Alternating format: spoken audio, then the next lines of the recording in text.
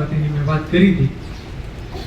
21મી સદીમાં તમારામાં શું હોવું જોઈએ તો તમે ક્યાંય પાછા ન પડો. આ જે સદી છે એ 21મી સદી છે. શું તમારામાં હોવું જોઈએ, કયો ગુણ હોવો જોઈએ તો તમે ક્યાંય પાછા ન પડો? તો એવું કહેવાય હિતેશ સાહેબ કે 15 થી 17મી સદી, 15મી સદીથી 17મી સદી એ માહિતીની સદી હતી.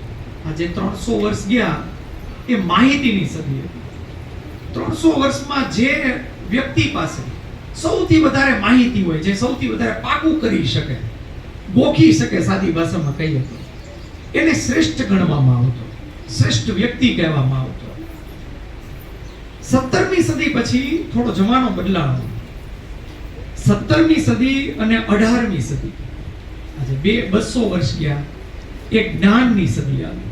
નોલેજ, જેની પાસે જ્ઞાન હોય, જેની પાસે સારામાં સારું નોલેજ હોય, એ વ્યક્તિને દુનિયા એ વ્યક્તિની કદર કરતી. ત્યાર પછી 19મી સદી આવી. 19મી અને 20મી સદી. આ જે 19મી અને 20મી સદી છે એમાં જ્ઞાન તો ઘણા બધા પાસે હતું, પણ એક ત્રીજી વસ્તુ ઉમેરાણી, એ હતી સ્કિલ, એટલે કે કુશળતા. જે વ્યક્તિ પાસે જ્ઞાન હોય પણ કુશળતા ન હોય, સ્કિલ ન હોય કઈ, એ વ્યક્તિને દુનિયા એટલી કદર ન કરતી. કે જ્ઞાની છે બરોબર છે, પણ એનામાં કઈ સ્કિલ તો છે ને. એ જ્ઞાનનો ઉપયોગ કરવો એને સ્કિલ કહેવામાં આવે છે.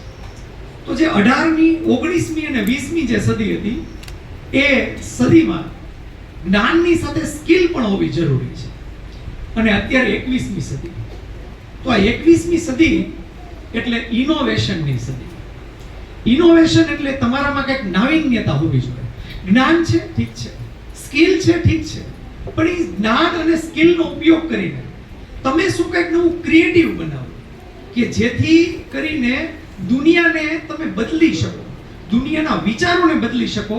એવી જાતની નાવીન્યતા, એવી જાતનું ઇનોવેશન જો તમારામાં હોય તો 21મી સદી એવું કહેવાય કે દુનિયા તમારા કદમોમાં છે.